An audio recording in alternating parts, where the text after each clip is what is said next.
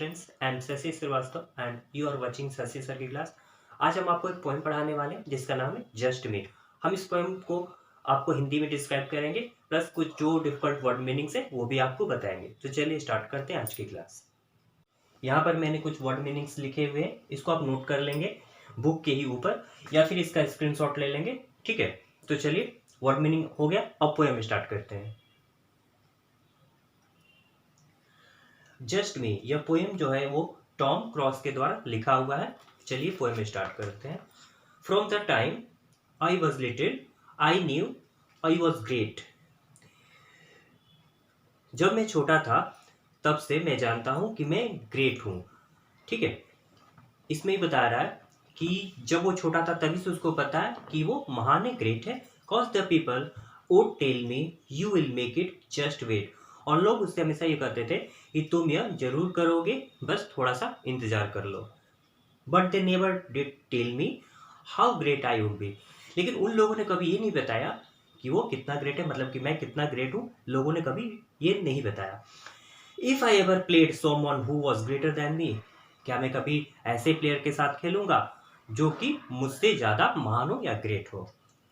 When I am in the backyard, backyard मतलब आंगन कह सकते हैं या पीछे का हिस्सा कह सकते हैं। I am king with the ball, जब वो बैकयार्ड में होता है तो गेम के साथ किंग होता है, मतलब कि दबदबा होता है गेम पर, बाकी सारे प्लेयर्स पर वो भारी पड़ता है। To switch all those baskets is no sweat at all. देखिए बास्केटबॉल की बात कर रहा है तो सारे बास्केट में गेम पास करना उसके लिए कोई बड़ी बात नहीं है। But all of a sudden there's a man in my face who doesn't seem to realize that I am king of this place। लेकिन अचानक क्या होता है, उसके आंखों के सामने एक ऐसा प्लेयर आ जाता है जिसको ये नहीं पता है, रियलाइज मतलब उसको पता नहीं है कि उस जगह का किंग कौन है, मैं हूं। So the pressure gets to me I rush with the ball. अब क्या होता है कि प्रेशर मेरे पर आ जाता है और मैं बॉल के साथ अब गेम स्टार्ट करता हूं। My passes to teammates could throw the ball, sorry through the ball. अब क्या होता है कि वो टीममेट्स को अपने टीममेट्स को वो गेम फेंकता है, मतलब पास करता है, और टीममेट्स क्या होते हैं, एक दूसरे को पास करते हैं। My jumpers not falling, my dribbles not sure. तो देखिए दोनों का मतलब होता है, जंपर का मतलब स्ट्रेटर और ड्रिबल मतलब टपकना। इन दोनों का मतलब आप समझिए कि उसके जो स्वेटर है, मतलब जो पहना वो ठीक से अब नहीं चल पा रहे, मतलब कि काम नहीं कर रहे। और जो उसकी ड्रिबल है, ड्रिबल मतलब कि टप्पा खाना, तो गेंद वो फेंक रहा है ना, तो सही से टप्पा नहीं खा रहा है। My hand is not steady, steady मतलब का मैंने मतलब यहाँ लिखा हुआ है नियमित, मतलब उसका हाथ भी अब सही से काम नहीं कर पा रहा है, मतलब कि गेम मिस हो, मतलब सॉरी बॉल मिस हो रहा है। माई आई इज नॉट प्योर, और उसकी आंखें जो है कंसंट्रेट नहीं कर पा रही है बॉल पर।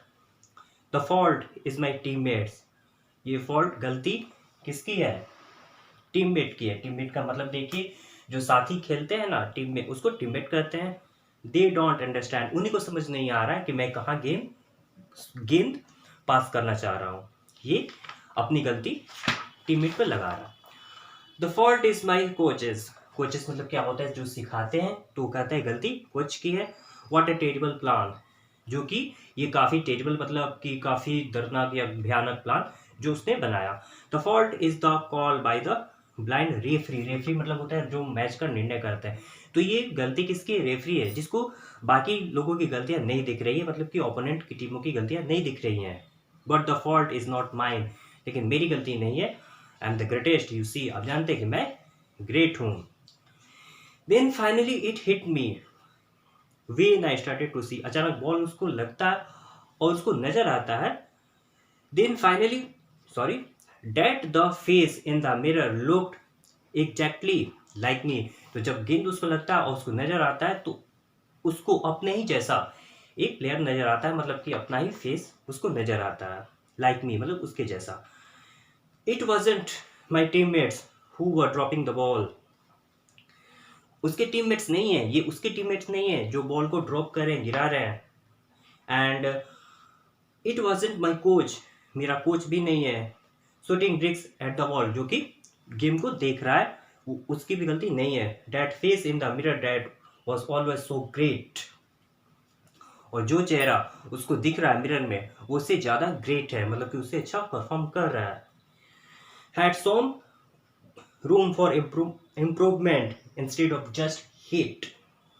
इम्प्रूवमेंट का मतलब होता है कि सुधार, और हेट का मतलब नफरत। तो यहाँ बाकी जो टीम के प्लेयर है उससे नफरत की जगह पर इम्प्रूवमेंट की जरूरत है, मतलब अपने आप में उसको ऐसा लग रहा है कि उसको कुछ सुधार की जरूरत है। So I stop blaming others. Blame का मतलब होता है दोष लगाना, तो दूसरों पर, जैसे वो कोच पर, रेफरी पर या अपने टीममेट्स पर जो ब्लेम लगा रहा था, अब वो बंद कर देता है।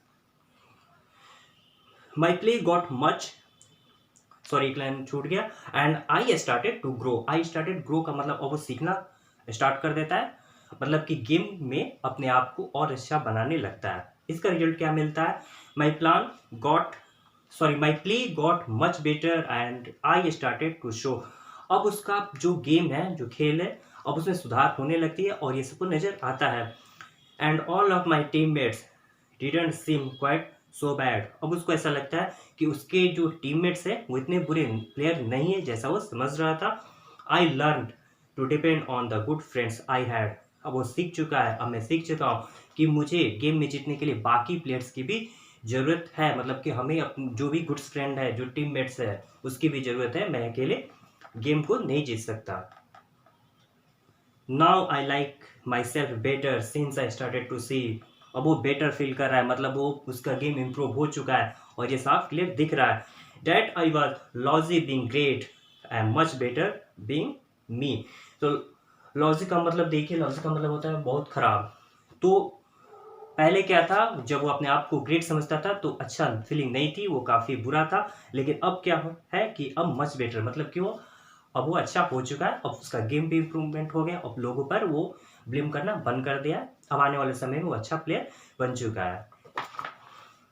तो ये पोएम यहीं पर समाप्त होता है। आपको ये पोएम क्लियर हो गया होगा, वर्ड मीनिंग जो मैंने लिखा उससे भी हेल्प आपको मिलेगी। अगर कोई प्रॉब्लम होती है तो कमेंट सेक्शन में आप अपनी प्रॉब्लम लिख सकते हैं। वीडियो को लाइक जरूर करिएगा। हमारी मुलाकात फिर होगी एक नए टॉपिक के साथ, तब तक के लिए बहुत बहुत धन्यवाद। Thank you.